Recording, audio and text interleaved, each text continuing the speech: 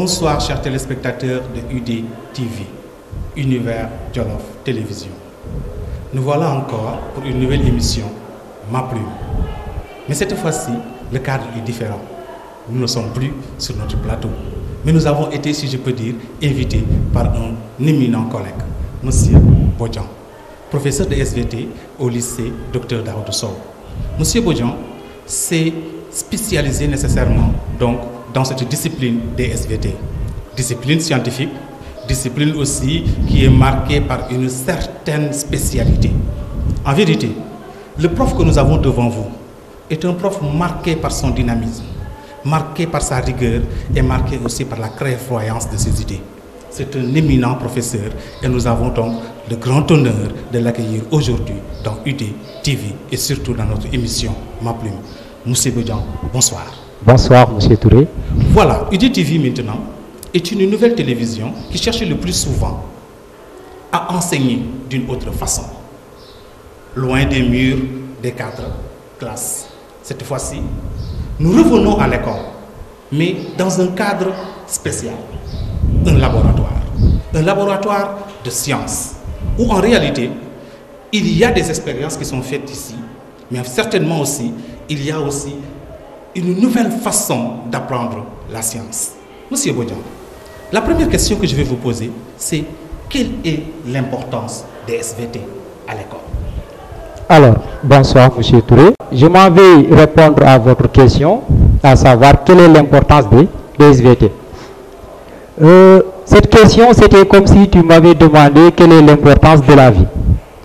Alors, les SVT, comme son nom l'indique, les sciences de la vie et de la terre, ça résume tout. C'est une science qui étudie dans sa globalité la vie, d'une manière générale.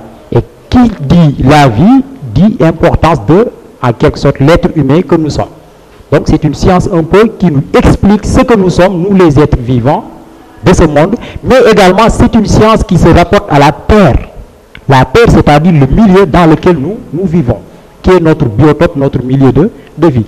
Il faut savoir également que la vie est indissociable du milieu, c'est-à-dire les êtres vivants sont indispensables, sont indissociables de leur biotope. Voilà, les deux étant liés, donc apprendre les SVT, c'est en quelque sorte apprendre la vie, le milieu de vie pour pouvoir comprendre comment fonctionne cette dynamique-là afin de pouvoir agir pour le bien de tout le monde, de tous les êtres vivants. Donc, les SVT, c'est connaissance de soi, connaissance du monde qui nous entoure, connaissance de sa vie, connaissance de ce qui vit autour de nous. Très bien. Monsieur Bodjan, alors, je vais donc vous laisser nous faire une petite présentation de la connaissance de l'homme, de la connaissance du corps de l'homme, du corps de la femme, ce qu'on appelle en réalité la santé de la reproduction. Merci M. Touré pour cette question que vous m'avez posée, à savoir quelle est la connaissance du corps humain. Alors, connaître le corps humain, c'est tellement important. Et pour cela, je vais vous dire une chose. En matière de santé de reproduction, il faut savoir qu'il y a l'intervention des deux sexes. Alors, nous sommes dans la reproduction sexuée. Il va nous falloir, dans le cadre de la reproduction humaine, un mâle qui est l'homme, mais également la femelle. Alors, la femelle qui est la femme. Donc, il va falloir vous présenter donc, le corps de l'homme dans sa généralité, mais également le corps de la femme. Et pour cela, le corps de l'homme, il faut le prendre d'une manière externe, donc dans son organisation externe. Donc l'homme, l'organisation externe de son corps, nous permet de voir que le sexe mâle est différent du sexe femelle dans cette organisation. Pour le sexe mâle, quand on regarde un homme de sexe mâle, le corps, dans son organisation externe, nous montre qu'il y a les bourses que vous savez, qui constituent, voilà, ce qui est là en quelque sorte, nous allons utiliser cette image. Donc là, c'est plus visible. Donc le corps de l'homme, d'une manière générale, ce qui nous permet de distinguer l'homme de la femme, c'est quoi?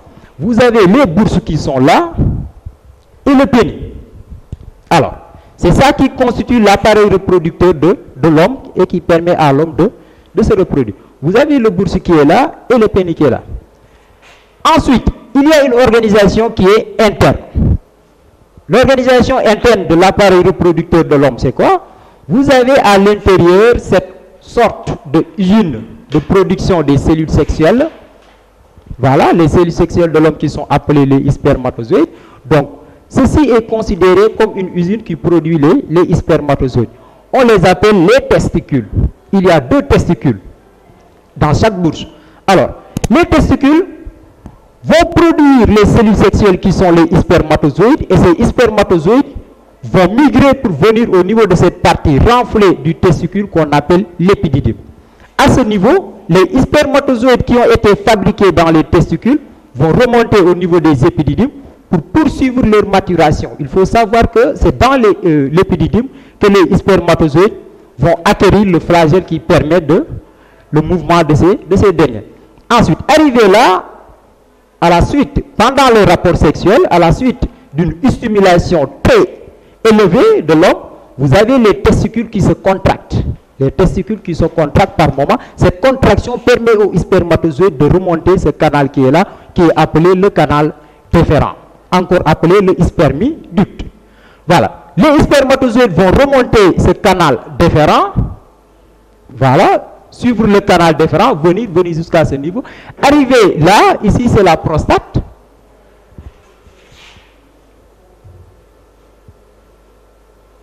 Voilà. Vont remonter le canal déférent, arriver à ce niveau, là nous avons la prostate. Arrivé au niveau de la prostate, les spermatozoïdes vont se mélanger avec un liquide qui est sécrété par ces vésicules séminales que vous voyez. Il y a 2 vésicules séminales, un de chaque côté. Ces vésicules vont déverser une sécrétion qui est de nature lipidique. Pour mieux voir cette illustration, je vais mettre le diapo, voilà, en mode plein écran.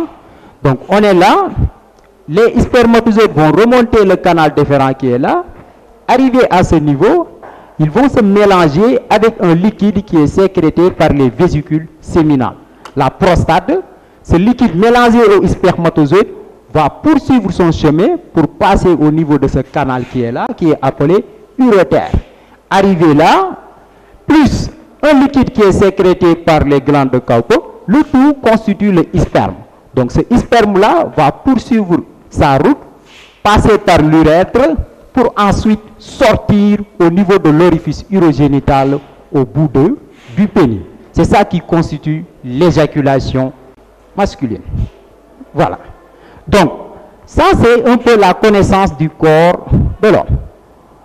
Allons voir ce qu'il en est pour la femme.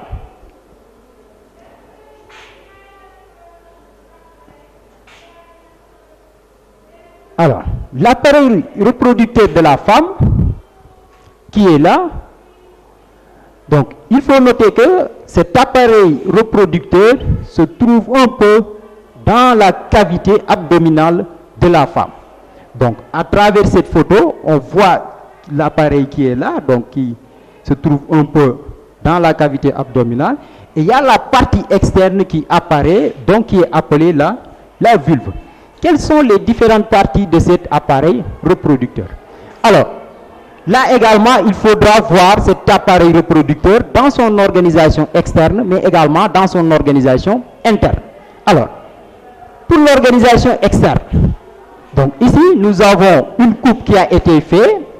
Voilà, la coupe passe par l'appareil génital. Ça nous permet de voir l'organisation externe de la femme. Regardez à ce niveau. Quand on regarde la vulve de la femme, donc l'appareil reproducteur externe, partie externe de la femme, qu'est-ce qu'on voit? On voit qu'il est constitué par cet élément qui est là, qu'on appelle le clitoris. Le clitoris qui a pour principal rôle, donc, de procurer à la femme un plaisir sexuel pendant les rapports sexuels. Donc, cet organe est spécialement conçu pour donner du plaisir pendant les rapports. Alors, le clitoris, à côté du clitoris, vous avez du côté toujours de l'organisation externe, les petites lèvres qui recouvrent un peu l'orifice vaginal. Ces petites lèvres sont à leur tour recouvertes par de grandes lèvres également. Il faut noter également la présence de l'orifice génital qui est tout juste à côté d'un autre orifice qui est l'orifice urinaire. Donc les deux étant séparés au niveau du sexe de la femme. Alors que pour l'homme, c'était un seul orifice qui se chargeait de faire sortir les éjaculations, mais également de faire sortir l'urine. Ici, nous avons deux orifices séparés. L'orifice vaginal qui s'ouvre à ce niveau, donc son conduit c'est le vagin, et l'orifice urinaire qui s'ouvre à ce niveau, et son conduit c'est, voilà, l'urètre. Ça, c'est la présentation de l'organisation externe de la femme. Revenons-en à l'organisation interne. L'organisation interne de l'appareil génital de la femme. Donc, quand on regarde cet appareil génital de la femme, on voit qu'il est constitué par deux ovaires. Un ovaire de chaque côté de l'abdomen, qui est là. Donc, l'ovaire qui est relié à ce que l'on appelle la trompe de Fallope, à travers le pavillon de la trompe, qui est cette partie-là, renflée qu'on appelle le pavillon. Alors, les deux trompes de l'ovaire vont déboucher dans une cavité qu'on appelle l'utérus.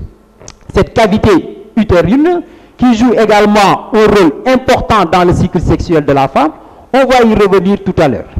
Alors, il faut savoir que les deux trompes débouchent dans l'utérus et l'utérus se prolonge pour aller vers le vagin.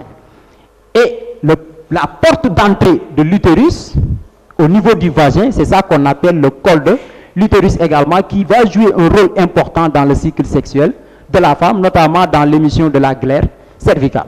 Alors, le vagin qui est là, voilà, son principal rôle c'est quoi? C'est à travers le vagin que se fait les rapports sexuels, mais également le vagin a pour rôle de faire sortir un bébé pendant l'accouchement.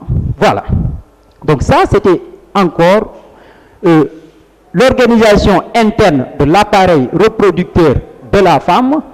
On va parler un peu de cette cavité utérine-là pour mieux comprendre ce qui va venir dans la suite. Dans la cavité utérine, il faut noter qu'il est constitué de deux parties, l'utérus. Alors, la première partie qui est essentiellement constituée par des muscles. C'est ça qu'on appelle le myomètre. Le myomètre qui est tapissé à son tour par une muqueuse qui est là en blanc qu'on appelle l'endomètre qui également intervient dans le cycle sexuel. Alors, là nous avons une coupe d'une partie de l'utérus. Alors, là on voit à travers ici la muqueuse utérine qui est là. Cette muqueuse-là, c'est cette partie de l'utérus qui sera expulsée pendant les règles et qui constitue les règles. Ça se voit mieux ici. Donc, la cavité utérine qui est là, avec les deux trompes qui débouchent là. Donc, il faut noter que l'utérus est constitué de cette partie-là, blanc qui constitue le muscle de l'utérus, donc le myomètre, et cette partie-là qui est l'endomètre. L'endomètre, cette partie qui, pendant chaque cycle sexuel, cette partie-là qui est développée pour préparer l'arrivée éventuelle d'un futur bébé. Donc, qu'est-ce qui se passe? À la fin du cycle, si il n'y a pas de bébé, un œuf qui est là pour devenir plus tard un bébé, cette partie-là qui est appelée endomètre sera décapée et cela va descendre sous forme de règles. On va y revenir tout à l'heure de manière beaucoup plus claire. Alors, l'ovaire également, ça c'est un peu la coupe de l'ovaire, toujours dans l'organisation interne. Pourquoi on montre ça? Parce que c'est important dans la mesure où ça va nous permettre de mieux comprendre ce qui va venir. Alors, pour l'instant, on retient que l'ovaire, la coupe d'ovaire montre que à l'intérieur, nous avons une zone corticale où nous avons ces cellules folliculaires. Donc, ces cellules ovariennes. Donc, ces cellules qui sont là, qui sont de futures cellules sexuelles, pendant chaque cycle, au milieu du cycle, nous avons une de ces structures-là qui va arriver à maturité. C'est ça qu'on appelle le follicule de Graaff. Ce follicule de Graaff, arrivé à maturité, c'est ce follicule qui va libérer l'ovule, ce qu'on appelle communément ovule. Ensuite, le reste du follicule va se transformer en corps jaune également qui va jouer un rôle important dans le cycle plus tard. Alors, ça c'était un peu la connaissance de l'organisation externe et interne des appareils reproducteurs de l'homme et de la femme. Merci M. Bodian pour ce brillant exposé donc, sur le fonctionnement donc, du corps de l'homme et du corps de la femme et surtout sur l'appareil de reproduction. Mais M. Bodian, certes, il y a l'appareil de reproduction, mais certainement, il doit y avoir ce qu'on appelle le fonctionnement aussi, ou les fonctionnements des appareils reproducteurs de l'homme et de la femme. Pouvez-vous revenir un petit peu sur comment fonctionnent ces appareils reproductifs? Merci, M. Touré, pour cette question-là.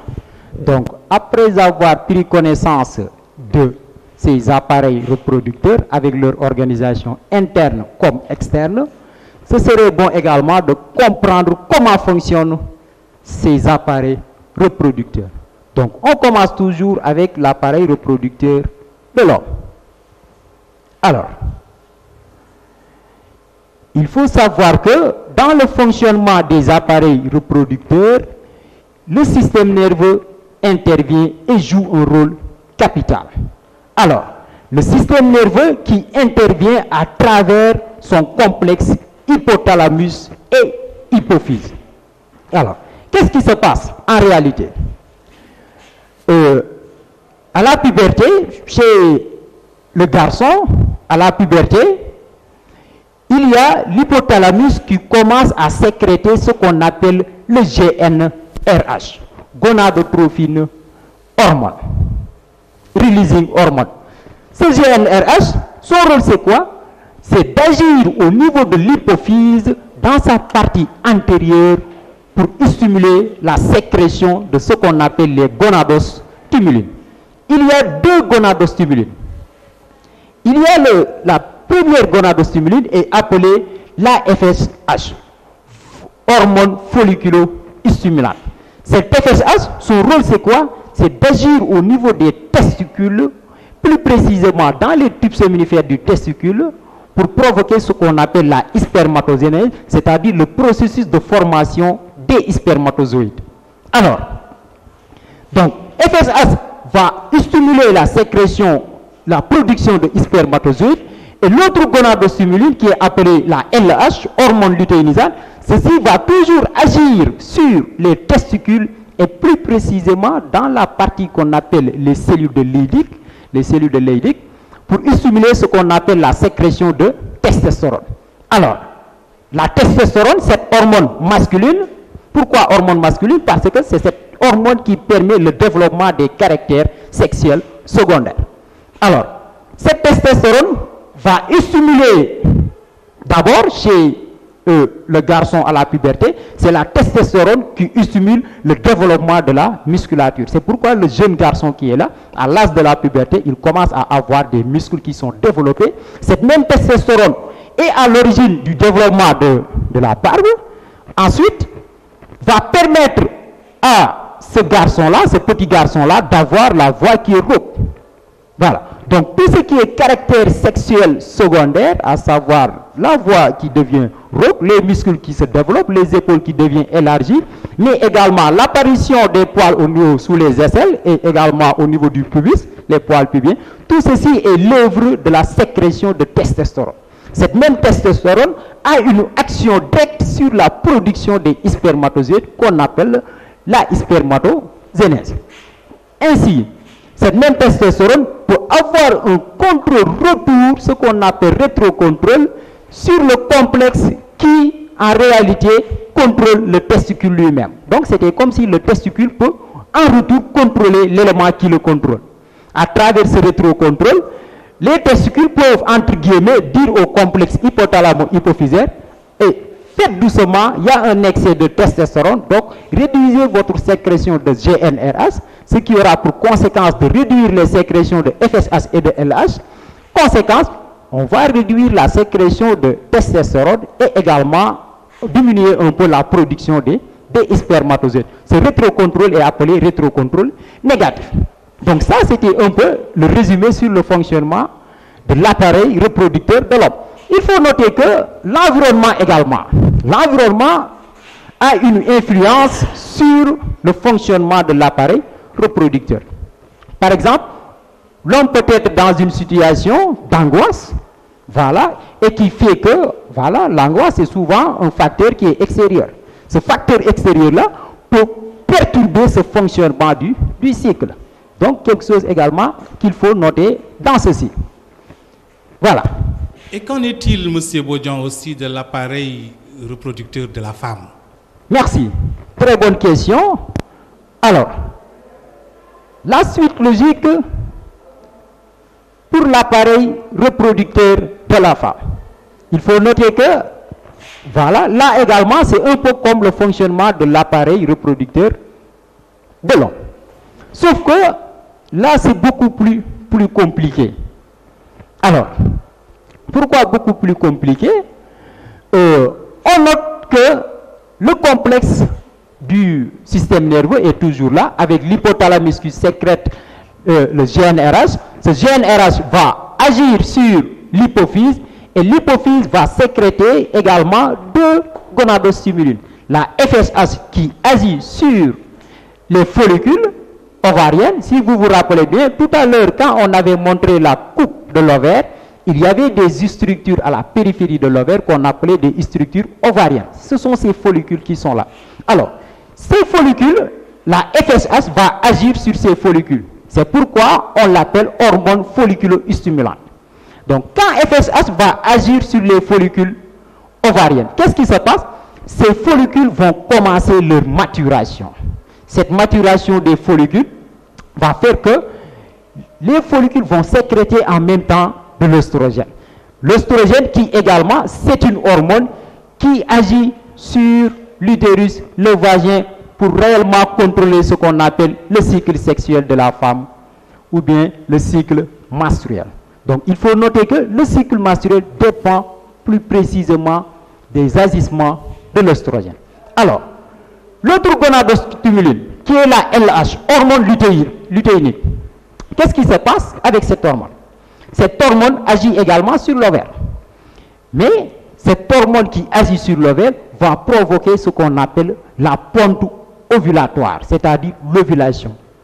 Après, je vais vous expliquer un peu par quel mécanisme tout ceci provoque l'ovulation. Alors, FSH, dont le pic provoque l'ovulation, FSH également va agir sur le corps jaune et maintient le corps jaune.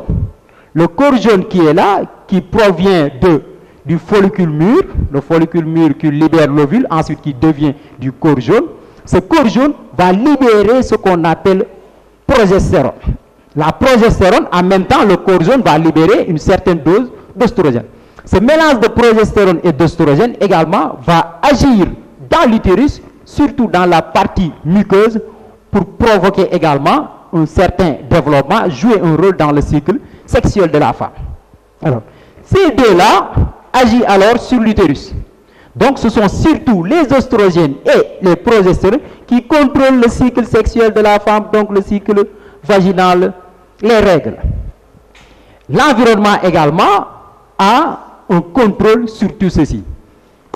Il faut noter également que ici, nous avons ce rétrocontrôle qui revient et là, on vous écrit rétroaction positive ou négative selon le moment du cycle. C'est pourquoi j'avais dit tout à l'heure que c'est plus compliqué. Alors, qu'est-ce qui se passe?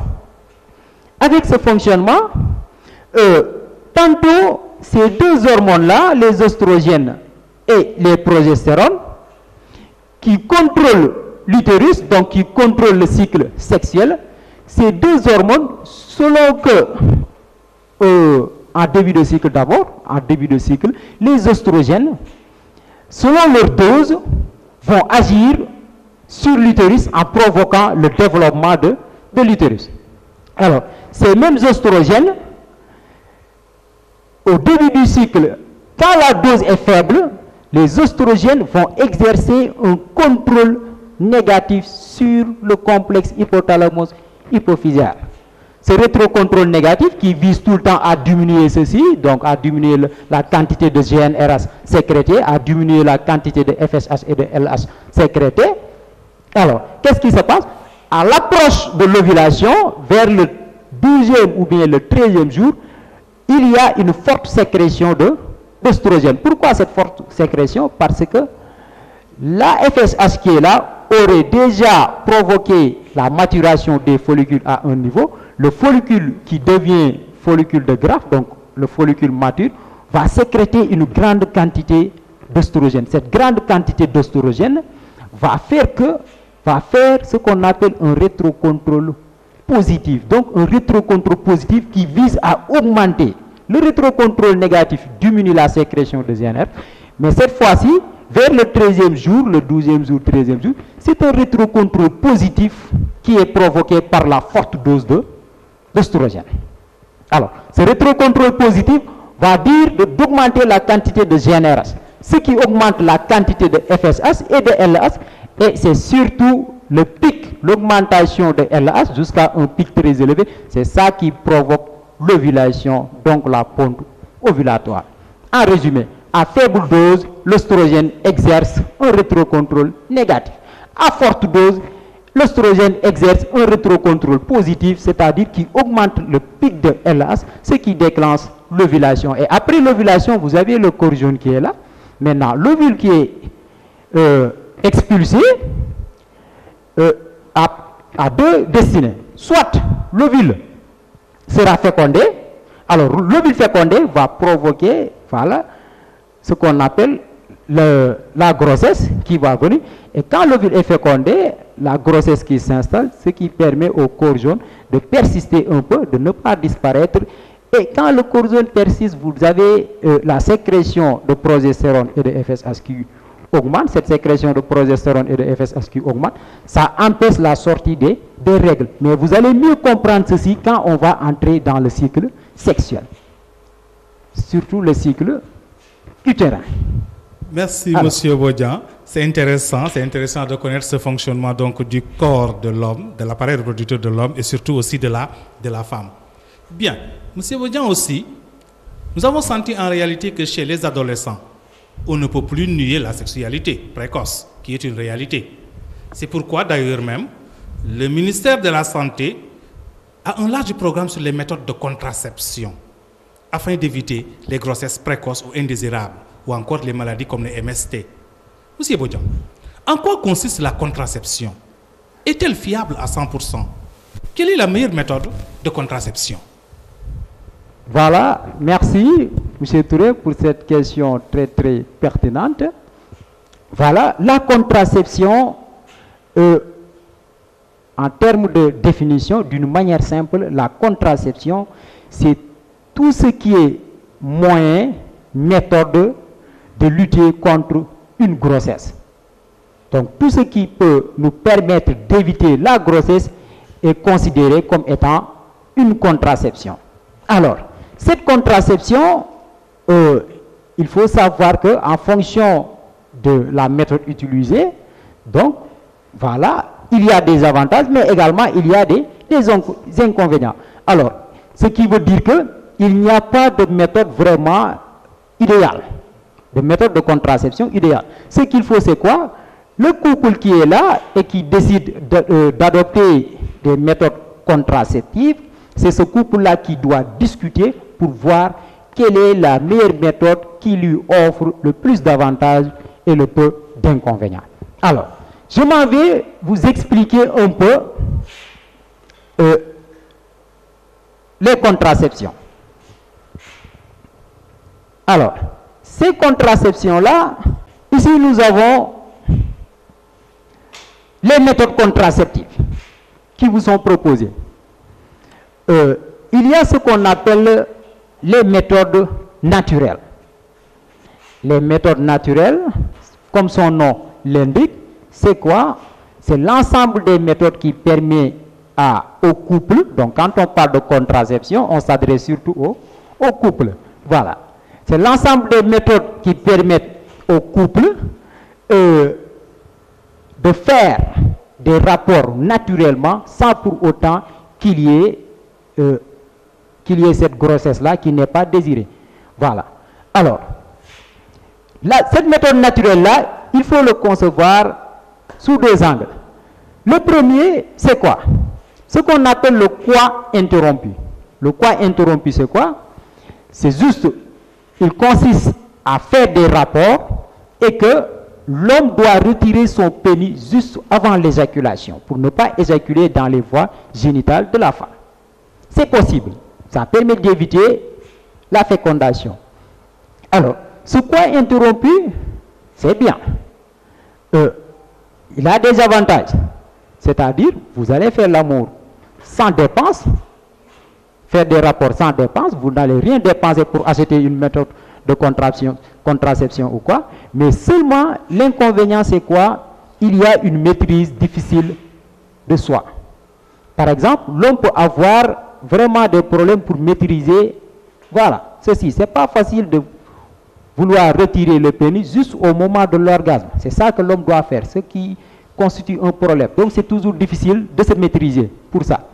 Également, c'est une méthode qui, en quelque sorte, ne protège pas contre les maladies sexuellement transmissibles. Alors, donc, voilà. Maintenant, pour l'autre méthode naturelle, c'est ça qu'on appelle l'abstinence périodique. L'abstinence périodique, c'est quoi? Le couple doit s'abstenir pendant ce qu'on appelle les périodes fécondes. Alors, le cycle sexuel de la femme, c'est en moyenne 28 jours. Et on dit que, voilà, l'ovulation, l'ovule qui est expulsé arrive toujours au 14e jour, entre guillemets. Donc, c'est le 14e jour qui est pris comme référence. Alors, ce 14e jour du cycle qui dure 28 jours, le 14e jour étant le jour de l'ovulation, donc c'est un jour qu'il faudra prendre comme référence dans cette période féconde. C'est-à-dire, vous allez prendre le 14e jour, plus ou moins 4 jours, et prendre cette période-là comme étant la période féconde, donc la période qu'il faudra s'abstenir, dans laquelle il faudra s'abstenir. Donc, il ne faut pas faire l'amour pendant cette période. Et cela, ça nécessite quand même des méthodes. Il faudrait que la femme connaisse, en fait, moi, c'est quoi le 14e jour, c'est moi. C'est quoi le 14e jour? Et pour cela, la référence, c'est toujours le premier jour des règles constitue le premier jour du cycle. Donc, à partir du premier jour des règles, le couple va commencer à compter jour 1, jour 2, jour 3, jour 4, jusqu'au 14e jour, et le couple va éviter de faire l'amour pendant cet intervalle-là, c'est-à-dire plus ou moins 14 jours. Donc, moins 14 jours, ça va faire 14 moins 4 jours, ou bien moins 5 jours, ça fait vers le 9e jour. Donc, la femme qui commence à compter premier jour, 2, 3, arrivée au 9e jour, elle va dire, bon, ça, c'est le début de la période féconde. Du 9 jusqu'au 14, et 14 plus 5 encore, c'est-à-dire 19, je ne vais pas faire voilà, des rapports. Donc, c'est la période de féconde qu'il faudra éviter. Cette même femme peut utiliser ce qu'on appelle la température, donc surveiller sa température. Vous savez que la température du corps, ça a des variations selon que vous êtes dans ce qu'on appelle les 14 premiers jours du cycle où la température est en dessous de 37 degrés. Et les 14 autres jours qui suivent l'ovulation, la température monte jusqu'au-dessus de 37 degrés. Ce qui va permettre à la femme qui connaît bien son corps, si la température, le jour où la température va monter jusqu'au 37 degrés, cette femme va dire, attention, ce jour-là pourrait correspondre avec le jour de l'ovulation et je dois m'abstenir. Ou bien suivre sa glaire, la glaire qui est ce liquide-là sécrété par le col de l'utérus. Donc il faut savoir que cette glaire-là, pendant les deux extrémités du cycle, donc un cycle qui fait 28 jours, donc du premier jour, le premier jour et le 28e jour. Qu'est-ce qui se passe? Cette glaire-là a une filance qui est très, voilà, a un aspect qui est très visqueux. Donc c'est une glaire qui est visqueuse, voilà, qui n'est pas trop abondante, ce qui fait que, voilà, les spermatozoïdes auront du mal à se déplacer dans cette glaire. Cette glaire-là, quand vous allez vers le centre du cycle, donc au 14e jour, plus vous descendez vers le 14e jour, soit vous quittez 28 pour venir sur 14, ou bien que vous quittez 1 pour aller vers 14, vous avez la glaire qui perd sa filance. Donc, vers le 14e jour, vous avez une glaire qui devient très filante, autant pour moi, qui gagne en filance, donc qui devient trop filante et qui est abondante. Donc, dès que la glaire est abondante et trop filante, la femme doit s'abstenir de faire des rapports. Alors, l'autre méthode, c'est quoi? C'est d'utiliser le collier de 28 perles. Alors, 28 perles, chaque perle correspond à un jour. Alors, la femme qui commence à compter, dès le premier jour des règles, la femme prend une perle. Alors, deuxième jour, 2 perles. Troisième jour, 3 perles. Alors, 14e jour, 14 perles. La femme va dire, cette 14e perle-là, c'est sûrement le jour de l'ovulation et elle va éviter de faire des rapports sexuels plus ou moins 4 jours à partir du 14e jour. Donc, au 10e jour jusqu'au 18e jour en quelque sorte, c'est la période qui est constituée, qui est appelée période féconde, qu'il faudra éviter. Donc cette méthode également d'abstinence périodique, donc d'éviter de faire des rapports pendant cette période féconde, est également utilisée dans ce qu'on appelle les méthodes naturelles. Les méthodes mécaniques, ces méthodes-là, ce sont les méthodes les plus connues. C'est quoi? C'est tout ce qui est méthode qui nous pousse à acheter quelque chose, voilà, des objets que l'on utilise pour ne pas tomber enceinte. C'est quoi ça? Le couple peut utiliser un préservatif masculin, que nous connaissons tous, c'est le condom. Voilà, cette poche-là que l'on enfile sur un pénis en érection et qui permet d'éviter que l'éjaculation, voilà, le sperme écoule dans le vagin de la femme. Alors, le préservatif masculin, il y a également un préservatif féminin. Là également, c'est une sorte de poche qui présente 2 anneaux, des anneaux flexibles en plastique, où vous avez le premier anneau qui est placé au fond du vagin et le second qui est mis voilà, sur les organes externes de la femme, qui les recouvre un peu. Ça permet également de ne pas faire écouler, de ne pas éjaculer directement dans le vagin. Donc ces 2 méthodes-là, ça permet de protéger contre les maladies sexuellement transmissibles, puisqu'il n'y a pas de contact direct entre le liquide de l'homme et le liquide de la femme. L'autre méthode, c'est le diaphragme. Pour mieux comprendre le diaphragme, alors, je vous montre cette photo qui est là. Alors, regardez ici. Voici un peu l'appareil génital de la femme. Ça, c'est l'utérus, les trompes, et vous avez le vagin à ce niveau. Alors, le diaphragme qui est là, c'est cette partie noire. En fait, c'est un caoutchouc qui est placé de sorte que ça doit recouvrir le col de l'utérus. Alors, son mode d'action, c'est quoi? Le diaphragme va empêcher, après éjaculation, la remontée des spermatozoïdes à travers l'utérus pour aller féconder l'ovule. Donc, c'est une sorte de caoutchouc qui va recouvrir le col de l'utérus pour empêcher aux spermatozoïdes d'entrer. Ces avantages, c'est quoi? Le diaphragme, ça ne gêne pas directement les rapports sexuels. Voilà. Sauf que ces inconvénients, c'est quoi? Bon, là, le diaphragme peut... Voilà, c'est un coût, parce qu'il faudra acheter le diaphragme et tout. Donc, ensuite, après ce diaphragme-là, on va voir ce qu'on appelle le hystérilet. Le hystérilet qui fait partie des méthodes mécaniques. Voilà. C'est cette... voilà, ce dispositif qui est là, qui est appelé hystérilet. Donc, ça, on le place au fond du vagin et ça permet un peu d'obstruer, voilà, le passage qui mène vers les trompes. Donc le hystérilet également, ce dispositif empêche la rencontre de l'ovule qui sera expulsé par l'ovaire, donc qui va arriver au niveau de cette ampoule de trompe, avec la remontée des spermatozoïdes. Voilà, à ce niveau, les spermatozoïdes seront bloqués à ce niveau. Donc le hystérilet également ne gêne pas les rapports sexuels, sauf que pour l'emplacement de ce dispositif, ça nécessite un suivi médical, un personnel qualifié qui doit vous aider à placer ce dispositif. En fait, après ces méthodes mécaniques, nous allons passer directement aux méthodes hormonales. Alors, les méthodes hormonales sont là. Ils sont au nombre de 4.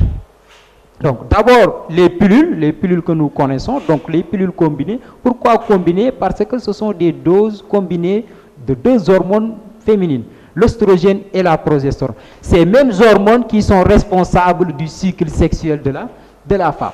Donc, pour les pilules, il faudra les acheter et leur principe d'action, c'est quoi? Les pilules vont empêcher l'ovulation.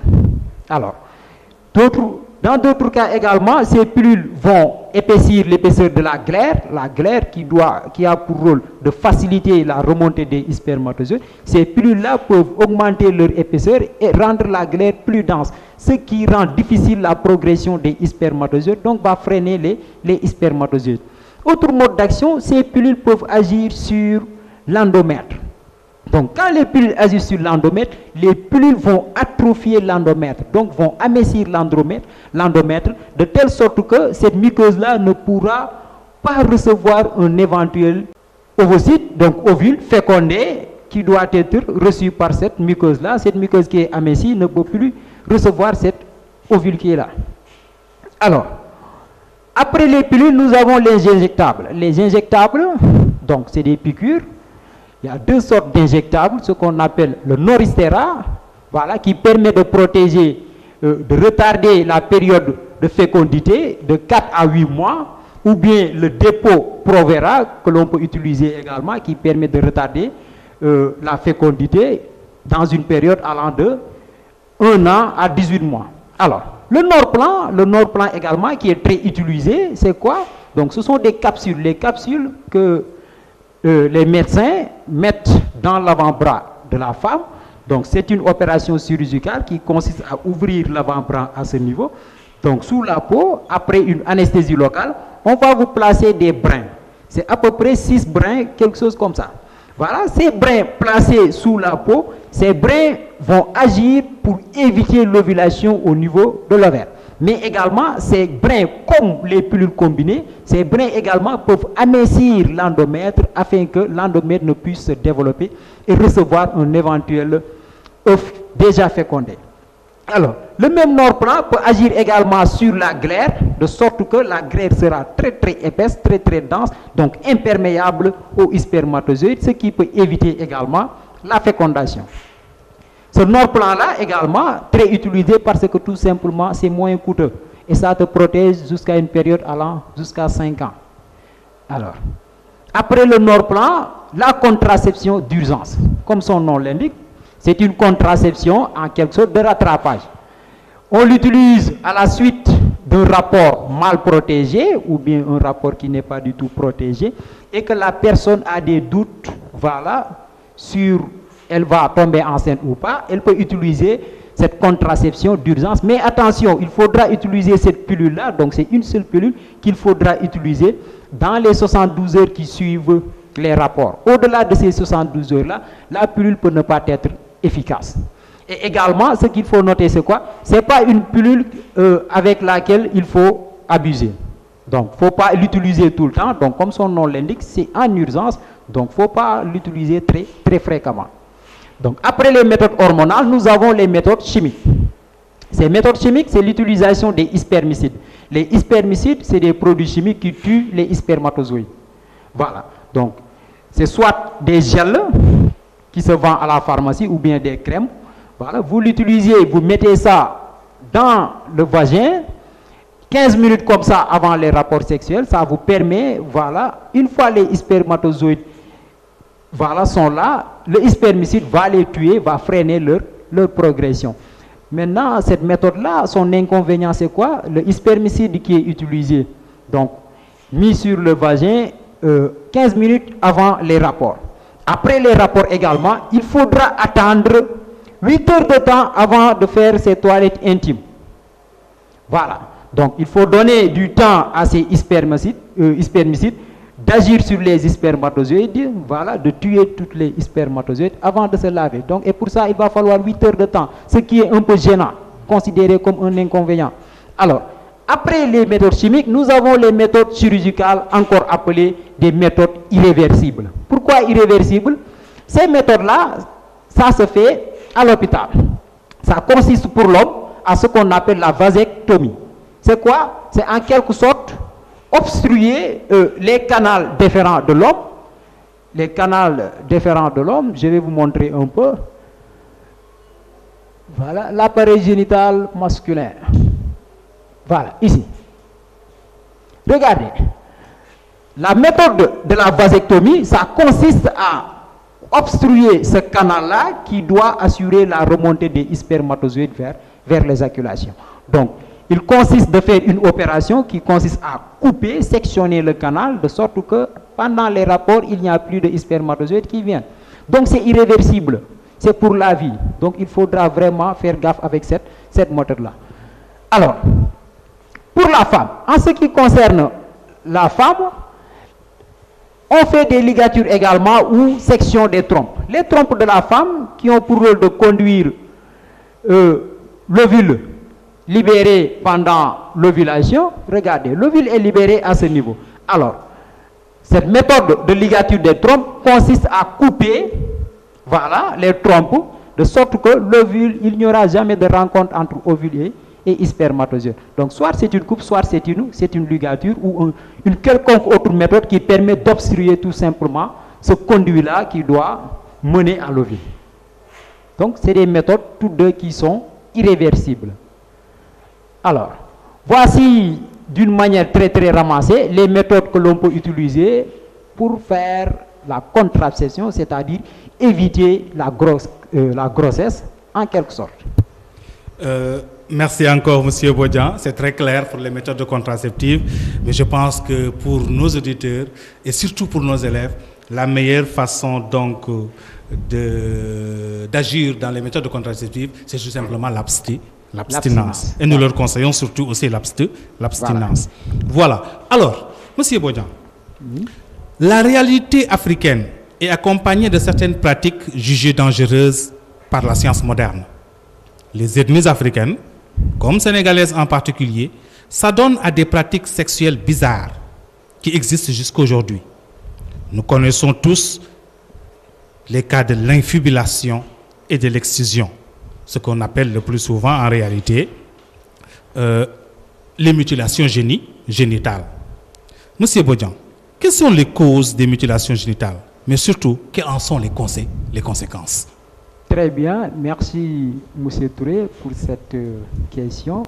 Il faudra savoir que dans la santé de reproduction, les mutilations génitales constituent un problème majeur. Alors, c'est quoi les mutilations génitales?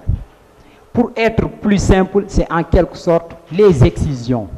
Donc, c'est pratique qui consiste à couper, à enlever en partie les organes génitaux externes de la femme ou bien enlever ces organes dans leur intégralité.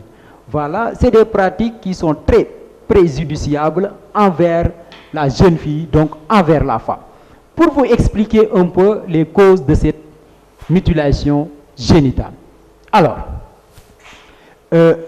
ces pratiques-là, en fait, l'histoire de tout ceci, ça remonte depuis très longtemps. Il n'y a pas que les sociétés africaines qui font ceci.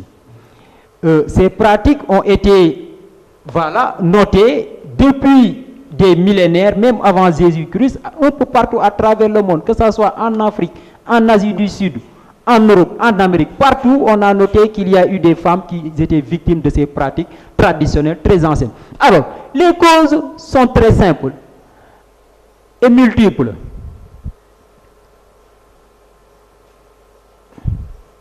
Voilà. Alors, pour les causes de ces mutilations génitales, alors, nous avons ce qu'on appelle les causes psychosexuelles. Ça veut dire quoi?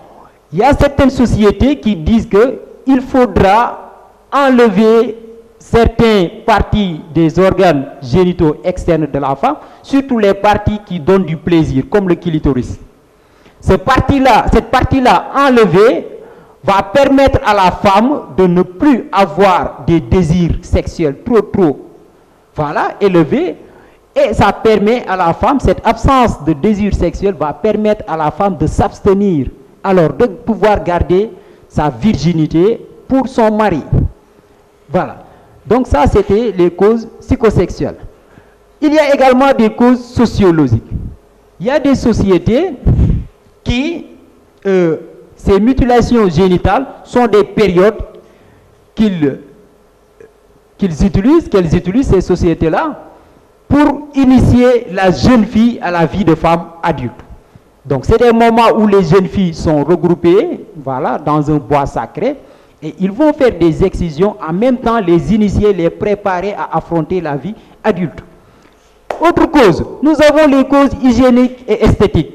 D'après certaines sociétés également, les parties de l'appareil reproducteur externe de la femme sont vues comme étant impropres, comme étant un peu laides et très sales. Pour eux, voilà, les organes externes de la femme sont laides et trop sales et qu'il faudra tout simplement les couper pour des raisons hygiéniques, des raisons de beauté, donc esthétiques. D'autres sociétés également, elles font ces pratiques-là pour des raisons religieuses, des croyances religieuses. Voilà, ils pensent que, voilà, il y a même des sociétés qui pensent que le fait de couper ces organes-là de la femme, ça augmente la fécondité de la femme, ce qui est totalement faux. D'autres même pensent que ça peut même augmenter les chances de survie des enfants à la naissance. Donc, toutes ces choses-là poussent que les sociétés anciennes faisaient ces pratiques-là, qui consistent à couper les organes, des parties externes de l'organe génital de la femme. Il faudra noter également qu'en fonction du degré ou du degré avec lequel on enlève les parties, les organes externes de la femme, il y a 4 types de mutilation génitale. Le type 1, ça consiste à enlever le clitoris, qui est l'organe de plaisir de la femme. C'est le type 1. Alors, le type 2, qui consiste à enlever le clitoris et les lèvres, les petites et grandes lèvres. Et ces petites et grandes lèvres ont le rôle dans la sexualité de la femme. Donc, pendant les rapports sexuels, les petites et grandes lèvres vont se gorger de sang et vont également participer à la lubrification du vagin, mais également à donner à la femme du plaisir. Donc, le type 2 enlève ce clitoris-là et les grandes lèvres. Le type 3. Le type 3, ce sont les infibulations que vous avez citées tout à l'heure. C'est quoi une infibulation? Alors, pour l'homme, qu'est-ce que font ces sociétés-là? Ces sociétés mettent un anneau sur le prépuce de l'homme, de sorte que l'homme ne peut pas faire l'amour, ne peut pas avoir des rapports sexuels. Alors, pour la femme également, infibulation, ça consiste tout simplement à obstruer l'orifice vaginal. Généralement, qu'est-ce qu'elles font ces sociétés-là? Elles prennent les grandes lèvres et les petites lèvres et mettent des points de suture. C'est comme si elles cousaient en quelque sorte. On va coudre, voilà, l'orifice génital de la femme, de sorte que la femme ne peut pas avoir des rapports sexuels. Ça, c'est le type 3, qui consiste à des infibulations, donc à faire des sutures sur les orifices des appareils génitaux. Alors, le type 4 également, dans ce type 4, c'est toute autre forme qui vise vraiment à enlever une ou autre partie quelconque de l'appareil génital de la femme. Donc, en fonction des types 1, 2, 3, 4, voilà, il y a le degré de sévérité de ces mauvaises pratiques-là sur la femme. Effectivement, nous avons senti donc les causes, nous avons compris aussi les différentes formes. Maintenant, il nous reste à parler un tout petit peu des conséquences et surtout aussi de la méthode de lutte employée pour éradiquer tout simplement ces mutilations génitales. Monsieur Odian. Très bien. Alors, pour les conséquences, il y a 2 sortes de conséquences. Les conséquences immédiates chez la femme, donc les conséquences que la femme va sentir à l'immédiat. Donc, pour ces conséquences-là, alors, les conséquences à l'immédiat, quand on coupe une partie de l'organe génital, la première conséquence la plus fréquente, c'est l'hémorragie. Cette hémorragie qui peut être sévère, voilà, qui peut mener à l'anémie, allant parfois même jusqu'à la mort de la victime. Voilà, quand la personne perd trop de sang. Parfois, les conséquences sont un choc, un état de choc. La personne qui est excisée, cette personne-là est dans un état de choc, avec toute la douleur qu'elle ressent, avec tout le sang qu'elle voit, hein? Avec les hurlements. Tout ceci va conduire à un état de choc, un traumatisme chez la personne. Voilà, un traumatisme qui est physique. Elle est fatiguée dans son corps, mais également psychologique. Donc un état de choc vraiment terrible, qui peut même parfois aller jusqu'à priver la femme d'avoir toutes sortes de désirs sexuels. Alors, il y a également dans l'immédiat les lésions des organes de voisinage, tels que le vagin, le périnée, c'est-à-dire cette partie entre le vagin et l'anus. Voilà. il peut y avoir des lésions sur cette partie-là et ça peut mener même à des fistules obstétricales. Quand vous avez la rupture du périnée, ça peut mener à des fistules.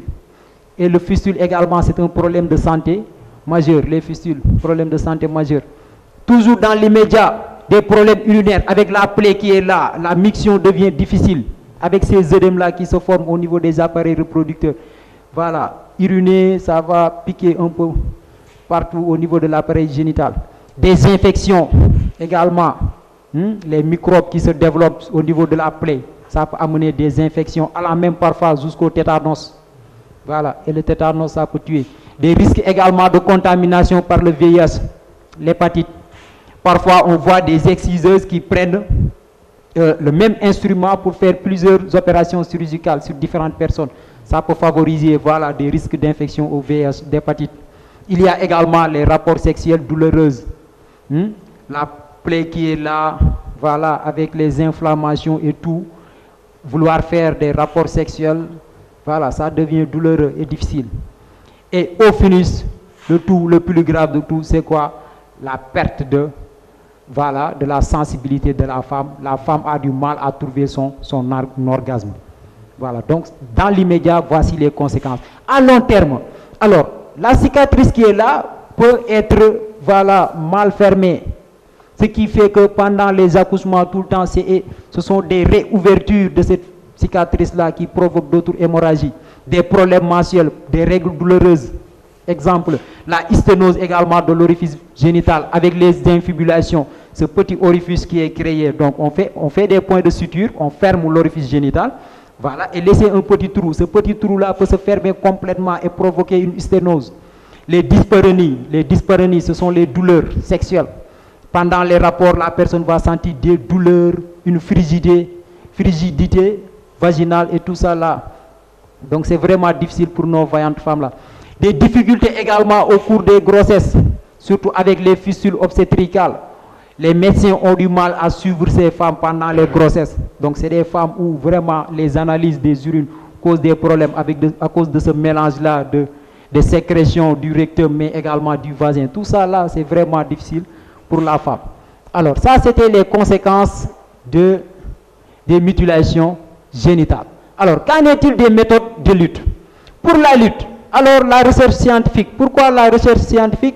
Les scientifiques doivent continuer à rechercher les causes, les conséquences et trouver également des solutions, des moyens pour prendre en charge ces femmes qui sont victimes de ces mutilations génitales. Il faut également favoriser la sensibilisation. Aller voir ces populations qui font ça, leur expliquer des dangers de tout ce qui peut survenir comme préjudice à l'égard de nos femmes.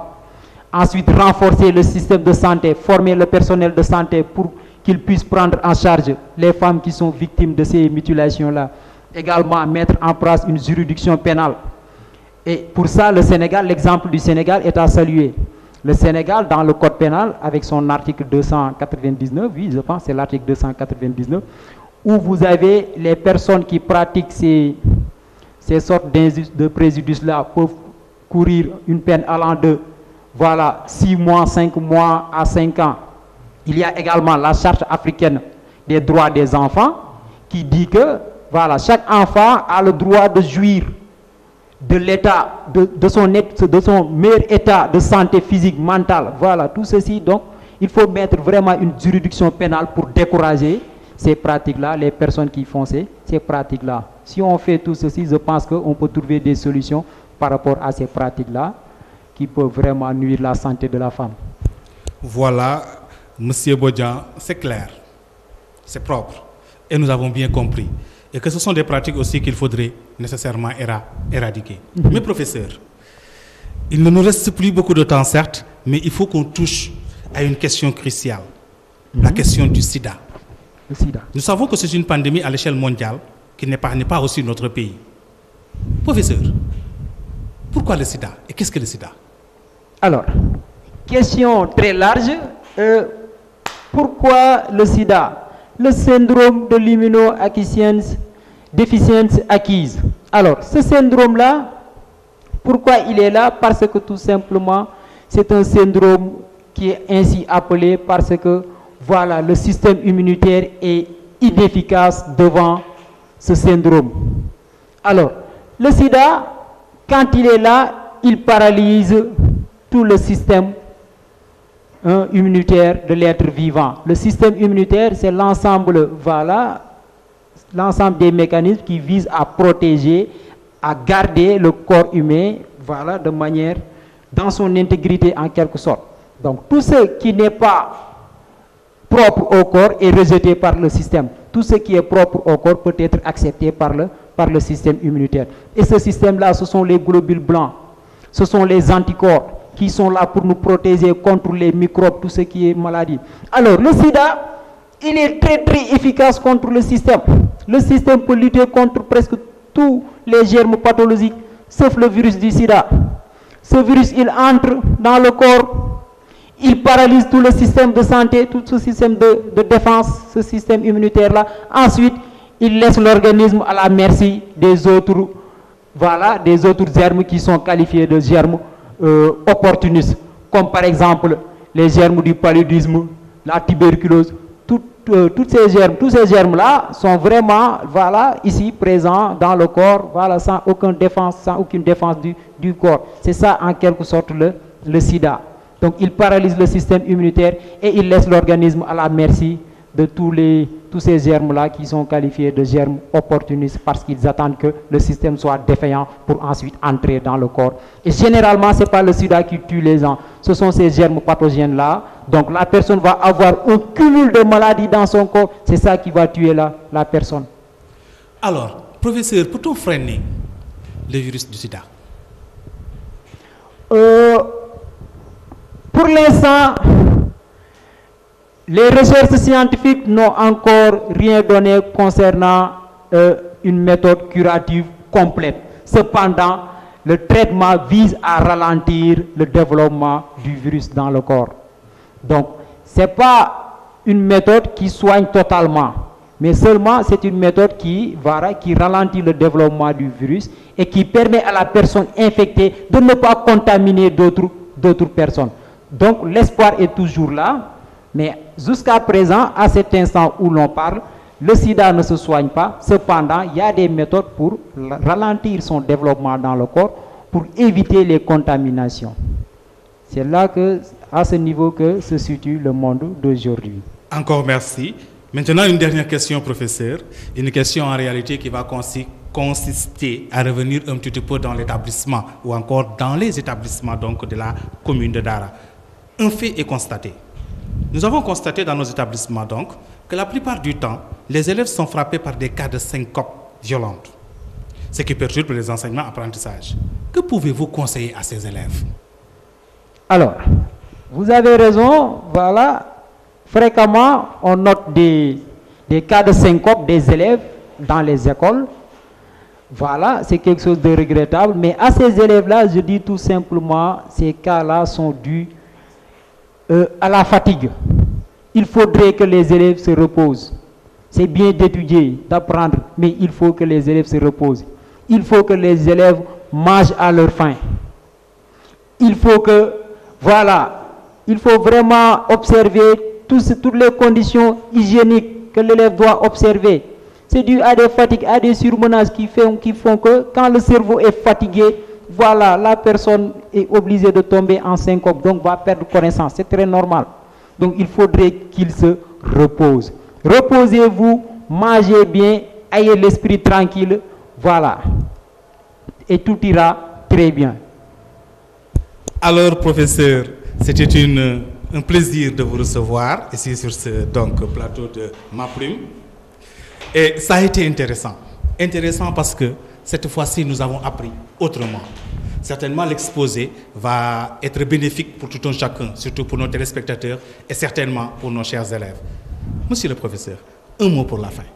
Alors, un mot de la fin, je vais lancer un message à l'endroit des élèves par rapport à la propreté des établissements. Il faudrait que les élèves veillent à la propreté des écoles.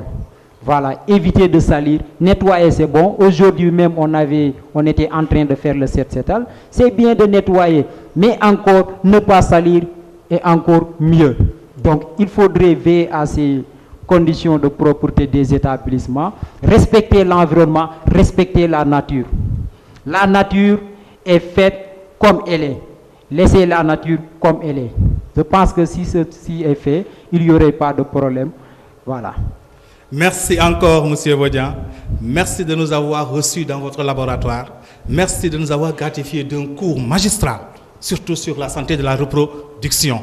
Nous espérons et osons espérer surtout que nos chers élèves auront à visionner sur UDTV, auront à suivre donc s'il vous plaît sur UDTV cette émission que vous nous avez proposée. Ensuite, nous allons bientôt en réalité passer à d'autres émissions plus importantes. Nous penserons certainement à la philosophie, nous reviendrons aussi sur les sciences physiques et nous vous donnons rendez-vous bientôt. Vous allez devoir apprendre autrement. Vous allez apprendre par le plaisir, vous allez apprendre par la vision et surtout par l'Internet. Donc rendez-vous bientôt pour une nouvelle émission sur Ma Plume. Merci beaucoup.